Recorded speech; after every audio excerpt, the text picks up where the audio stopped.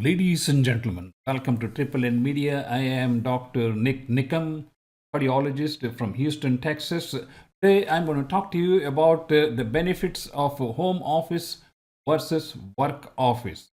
If you are a graduating student and you are going into the workplace for the first time, I want to share with you my 45 years of experience working in a doctor's office and in a hospital environment compared to working in the office home for the last 2 years. As a matter of fact, many radiologists spend most of their time working remotely from their homes. And more people are doing telemedicine, as called in medical profession, where you can sit in your study room, just like I'm sitting here and recording this one. And my home office is exactly what I'm using right now to record this video. And the important thing to keep in mind is what are the pros, what are the cons, what are the do's, don'ts, and what are the tips. As if you're a new employee getting into the workplace, the employers may give you a home office option or partial home office option, and you need to know what is the catch. What is the benefit for you, and what are the challenges you're going to be facing, and how you're going to deal with them. All of these things will be covered in this presentation. This will be a great educational program for new graduates who are entering into the workplace for the first time.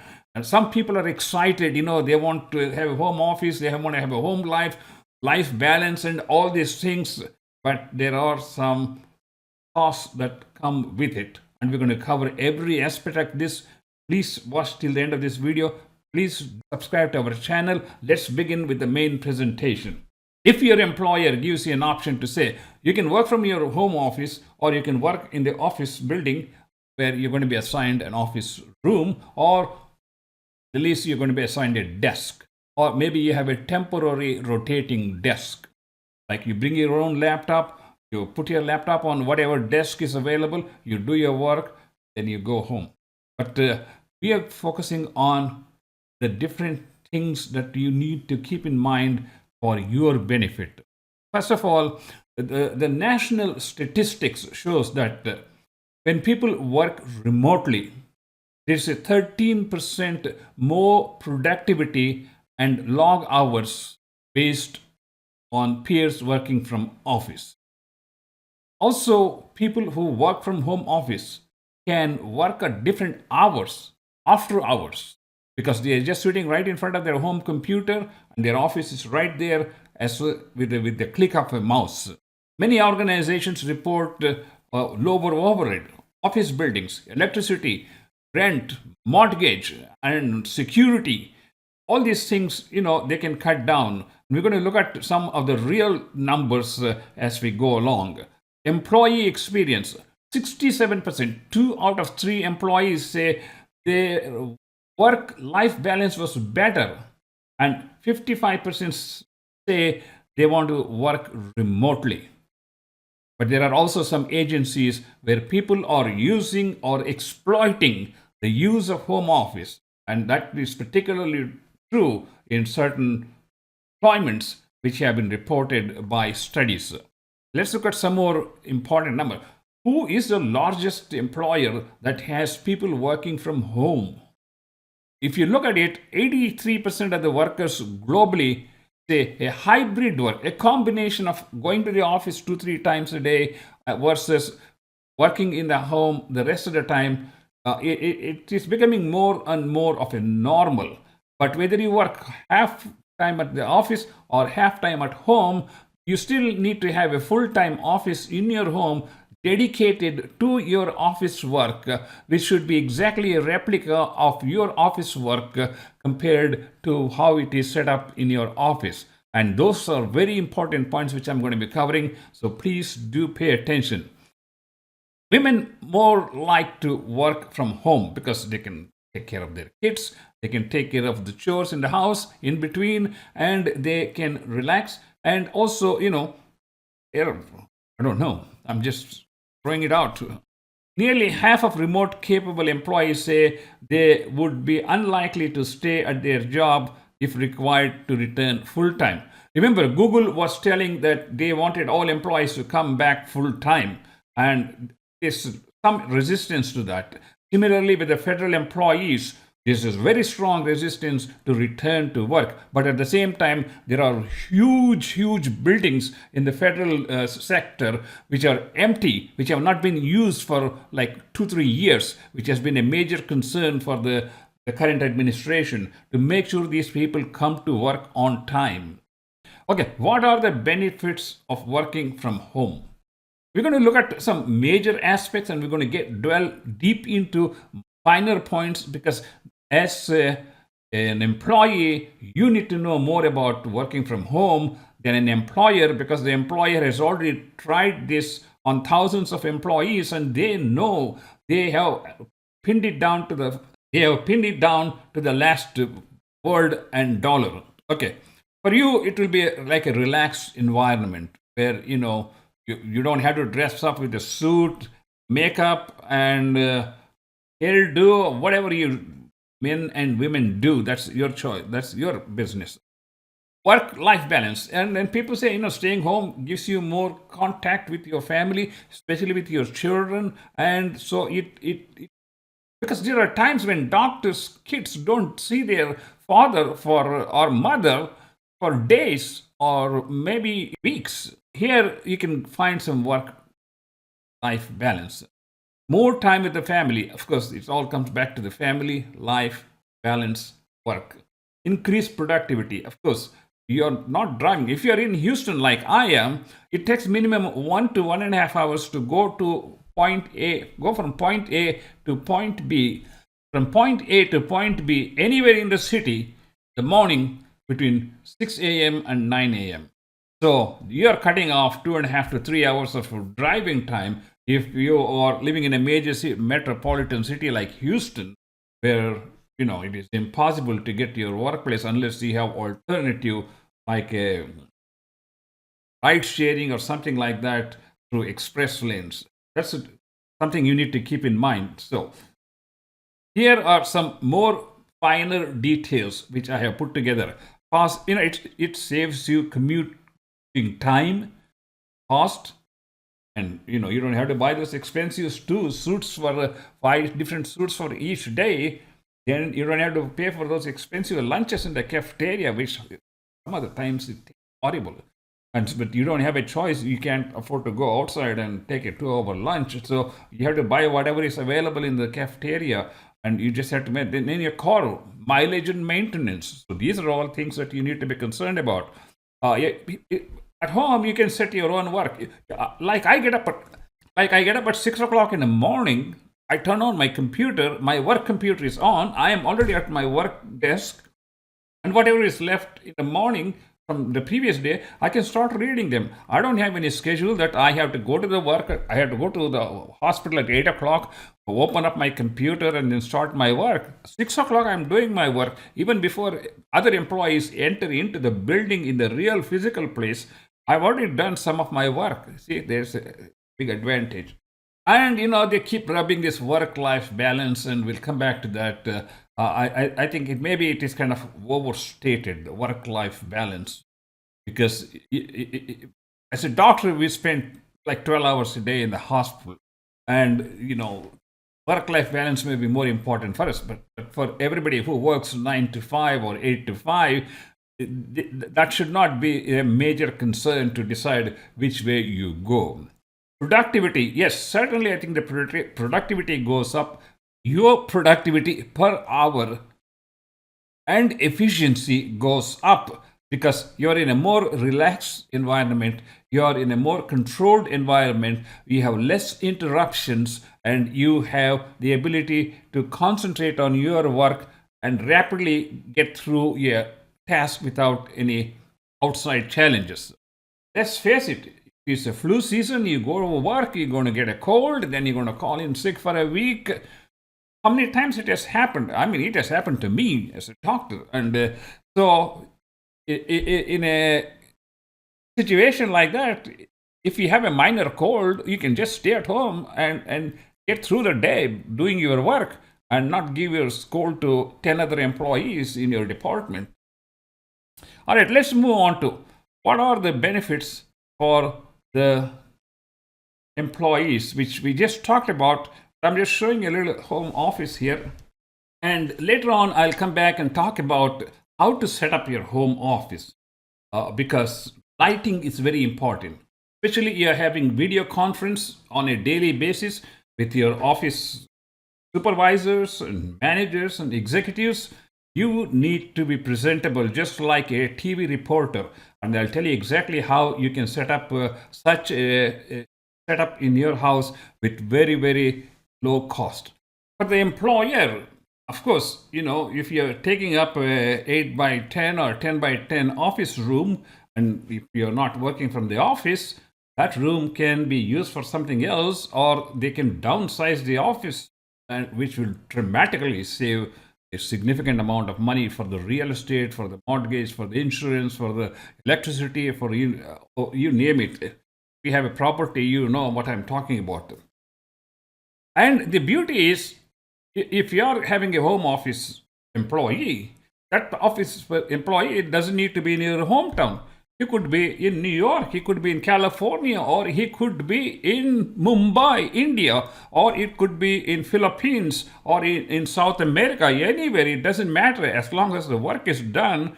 You have the ability to tap into the world's best candidates to do your tasks and improve your productivity and bottom line. I mean, the employer, as a CEO, you're concerned about productivity, bottom line, and reputation. So these things are very important, and this gives you more flexibility. And sometimes you may be able to get employees for a much better price.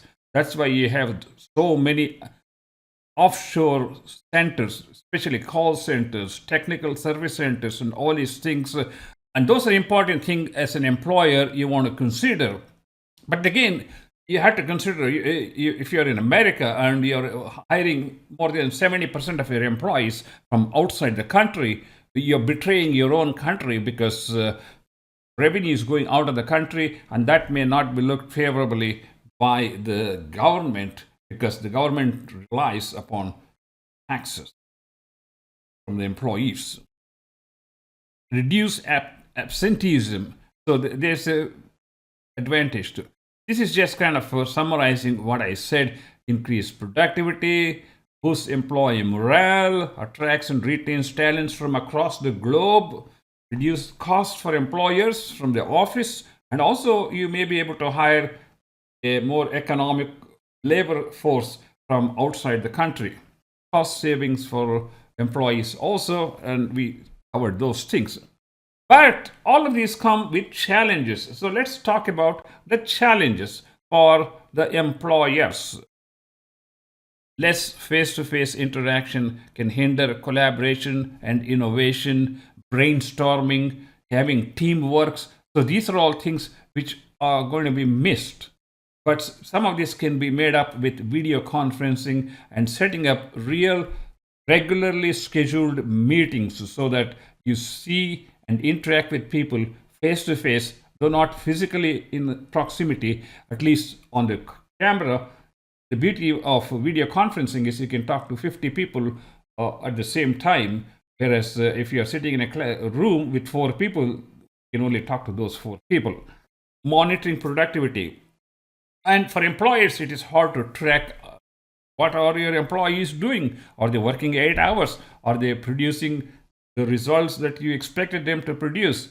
But there are many, many technical advances that employers can check and find out what you're doing, especially if you work for a very large organization. They have software technologies that can track every keystroke that you do on employer computer. Employer computer.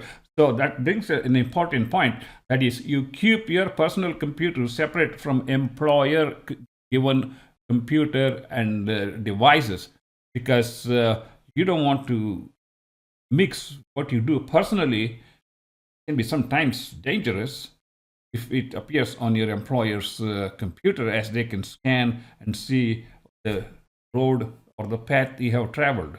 sometimes, the employees feel disconnected. And I personally feel disconnected.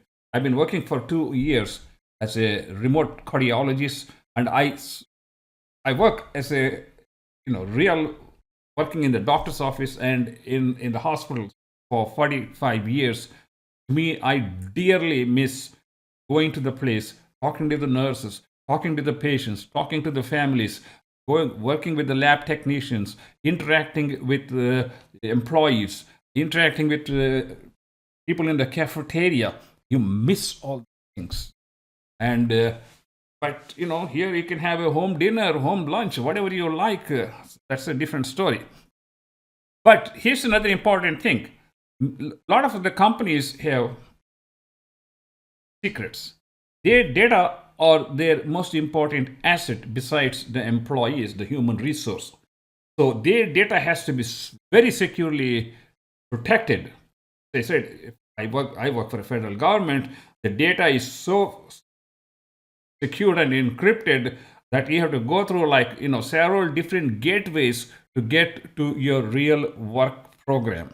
So there are a lot of levels, and as I said, any employer can check all your activities on your employer computer. So be cognizant of the fact that you need to be very careful about what you need to do. One good example is VA hospitals. They blocked all these AI search engines. So you can't use AI search engines to look for information, to look for answers, to look for solutions. Those things are prohibited, at least for where I work. And for employees, the challenges are isolation. I already talked about this. I'm not going to, kind of bore you with this one, but this is a very important topic that you really need to take into consideration. If you're starting as a young person who are bubbly and high-spirited, highly social and interactive, and you are the cheerleader, you're the school president and all these things, but when you sit at home alone for 8 hours, 12 hours, and then go to bed after that, you're going to miss some important elements of social life.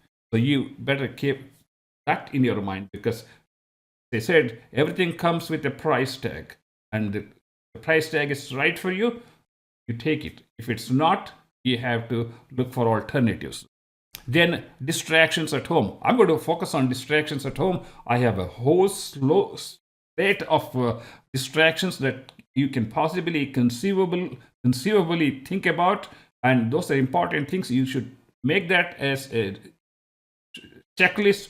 Make sure that everything is checked off before you sign for a home office with your employer. Work-life balance. Every slide has this work-life balance. It's kind of, then technology issues. Internet. Okay, now you have a home internet computer. You have your work computer, which is on the same network. There could be a problem. It happened to me one time, and I'll tell you exactly what happened. In Houston, Houston is famous for heat, humidity, and hurricanes. And one of these big hurricanes, it knocked off our power lines in our neighborhood for more than a week. And there are some places where they didn't have power for 2 weeks. Guess what? My internet went down. So I lost the work for the entire week. So is it worth losing the work and revenue for the entire week? Or better to have a second line which works differently, and maybe that may not be affected. And that one of the options is to think about a satellite internet like Starlinks or any other competitors. I don't know all the other names. By having a system that will work, of course, you need to have power, and sometimes you may be able to generate power through battery backups and generators. All this. I had generator, I had power, but I had no internet for a whole week. That's a significant loss of revenue. So you need to keep in mind. So be prepared to have a backup, or best thing is have a business or a work-related internet. It will probably cost you $50 a month, maybe $1,000 a year, but it's well worth as a business expense. You can take business expense along with your home office expenses for your work if you're on what they call 1099. I don't know if you're on a payroll whether you can do that, but you need to work out with your employer if they want to reimburse that for the internet. Anyway, so you need to have a high speed internet dedicated to your workspace so you don't mix apples and oranges.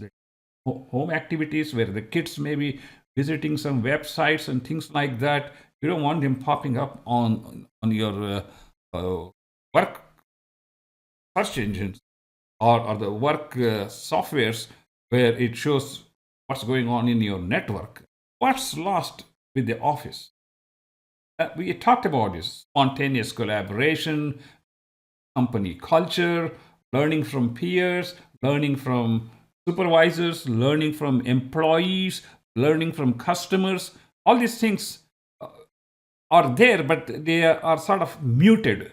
Then clear work-life boundaries. When you are working from home, you don't have a clear demarcation between work and home and some chores and minor activities or some extraneous noises going around in the house. House is not like an office building where you close the door, there's no sound except your voice, customer's voice. And again, face-to-face mentoring is something which we may miss partly because you can always do that through telemedicine. For employees, first of all, let me talk to you about how to set up a beautiful, like a television studio or YouTube studio office setup that is suitable to your work. Number one, that is suitable for video conferencing. When you do a video conferencing, you should look like a TV anchor person. And my office is set up like that. I'm going to show you a picture of this. By doing this, by having lights lighting up your face is very important, and not making your face all this. Never buy LED lights, daylight LED lights. Always buy LED 3000 kelvins, which is natural light. It's not yellow light. It's somewhere in between, and it gives a nice warm skin tones. And that's an important thing you want to keep in mind, because you want to look presentable. As I said, you need to look like a TV anchor person, news person, ready to give the answers even before they ask the questions. And for the employer, obviously, like as I said, I work for the federal government. They have their own laptop, which is all protected through all kinds of securities, and that's the computer you want to use. For example, radiologists, their equipments cost several $1,000s, and most of them are actually provided by the hospital for whom they work. They have an entire, like a control center, like a NASA control center with 6 monitors and 3 computers, a dictaphone and a phone, and you name it. Luckily, they don't have to talk to people using video conference very often, but they have like a whole control center, like a aeroplane 747 jumbo jet cockpit. Everything is in their fingertips, and that's how they are able to look at things, not only what the study given here, the last 10 years study, compare them, and then come up with the results. So the employer has to provide the most sophisticated equipments, and on your part, it is important to make sure that you have a dedicated internet service that is uninterrupted, and that is generally not of the power line type, but maybe a satellite type if you can get one, and that is reliable. You just check in your neighborhood, because in that way, even if the power goes off, you have a generator at home, you can have power. Then if you have a satellite, you may be able to get your internet going even under all these challenging circumstances. I went through, and I told you I lost one work, because your work will have an agenda as to what you're supposed to do, what are your benchmarks, what are your tasks, and what are the things that you need to do. And now it comes to family members.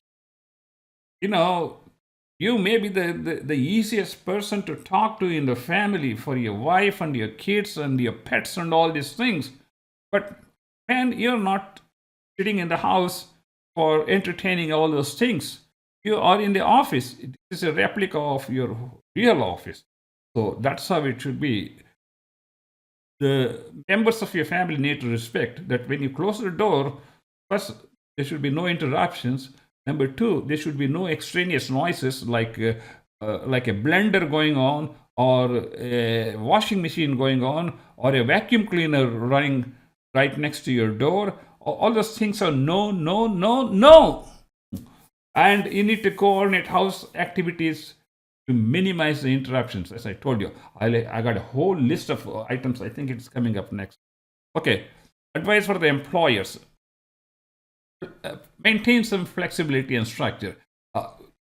More than hours, you need like task completions, and make sure they check in on a regular basis. So you want to make sure that you can communicate with them. Make sure they put enough hours to their works, and they're not using some shortcuts or using some other sources to just get to the end goal, something like that. Regularly review policies, promote well-being, invest in technology, which we already talked about. National statistics already talked in the beginning of the presentation. Okay, here is a list which I really want you to pause this and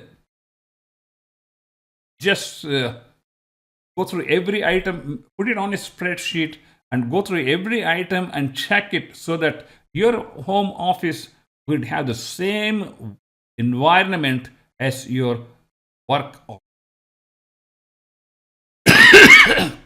I'm not going to go through each one of these points. If you want, I can get you a PDF file of this entire presentation. If you just send me an email, and I'll be happy to send an entire presentation in a PDF file or a Word document, so you can use these points. Put them on the spreadsheet and see, check mark this, and discuss with your family and your pets and your workers. There's always going to be interruptions at the door by the neighbors, the mailman, and whoever it is, or the guests, or some sales representatives. All these things you can't attend to. I got chastised for answering the doorbell when I was seeing a patient. Oh my gosh, I was really chewed up. So be careful, because if you're in a meeting and you just say, I'm sorry, I have to answer the door, that's a ding, ding, ding, ding on your part. So you need to understand the dynamics of working in an office from home and giving the impression that you are indeed in a real office, in an office building setup. So you need to train your mind. We got family related interruptions, technology related interruptions. I already talked about computer outages, internet outages, something you really need to have a backup system. Self-inflicted ones, checking social media, browsing website, personal phone calls. Oh, when I was seeing a patient, my phone rang and I got chastised. I said, it's a call from the hospital. But they didn't care. They said, we need you to turn your phone off. Anyway, so these are real challenges, gentlemen and ladies. I'm saying this from experience. And I said, never use your home computer and you checking your social media and browsing the web or YouTube, and hope it doesn't show up on their search list when they go through to see how well you're performing at home. Next thing is noises: doorbell, phone, text messages, house appliances, construction, street noise, lawn work going on in your neighborhood, all these things, pets, and chores related. Oh, honey, could you pick up the kids from home? Honey, can you pick up the groceries from home because I'm going to be late?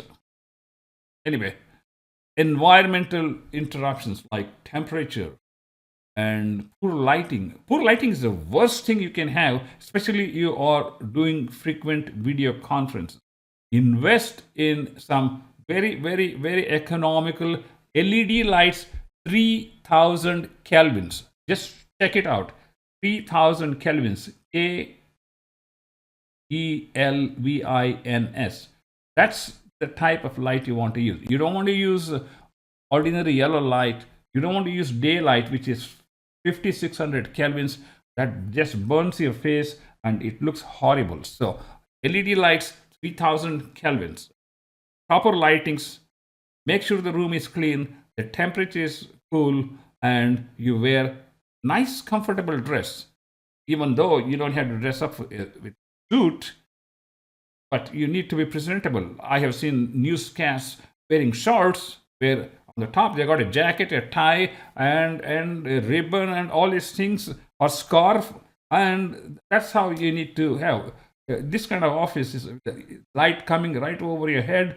You're doing a video conference, there's going to be shadows all over your face. No, the lights have to come from your front. Right behind your video camera, on both sides, you have a very soft light, like 40 to 60 watts LED lights, 3000 calories.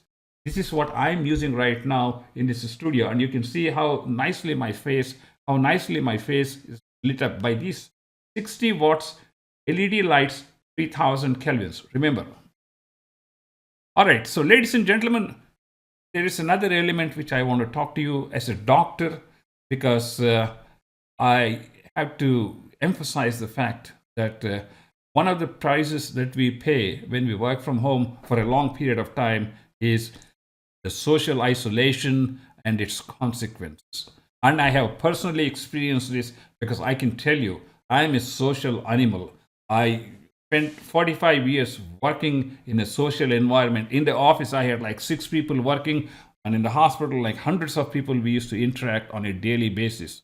But now I'm sitting in the home office from 6 o'clock in the morning till 3 o'clock in the afternoon. All I'm doing is staring at 2 monitors of my computer that belongs to the hospital system. Beyond that, there is hardly any communication because of the type of the work I do. So it can lead to some health issues, some emotional, like self-worth is something you want to focus upon, or it could affect your ability to concentrate. Some adults feel isolated, and some feel like they are not living their life to the fullest like everybody else do. You go to the parties, you go to social networks, you go to meetings, and that is the normal life. When you miss majority of these aspects, even though you have money in the bank, that doesn't solve your problem. So keep a focus on this. Have your family, spouse, somebody keep a watch on this, because this is something. If you feel this, you need to rethink about what you're doing. Maybe rearrange some part work, homework, all these things. So it's better, prevention is better than cure. And the best thing is talk to your friends, talk to your family doctor, so that they will tell you what are the things you have and you could do to stay sane in this environment. So ladies and gentlemen, this is a quick overview of home office versus working in a real office. What are the pros, cons, do's, don'ts, tips, and much more. Thank you so much for watching this presentation. If you want me to come and talk to your college students or anywhere, I'll be happy to travel and come and give a live presentation with real life examples as how to address these challenges. As an employer, as an employer, I was an employer. I had 6 working for me.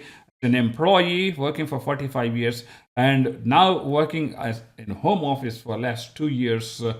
I have experienced a lot of things, and I know people who spend majority of their time, like radiologists and pathologists, who literally can work from home for the most part. Thank you so much. If you have any questions, please leave your comments in the comment sections. And if you want to get a PDF of this presentation or a Word document, I'll be more than happy to send you that. Just send me an email, and I will see you in the next presentation. Bye.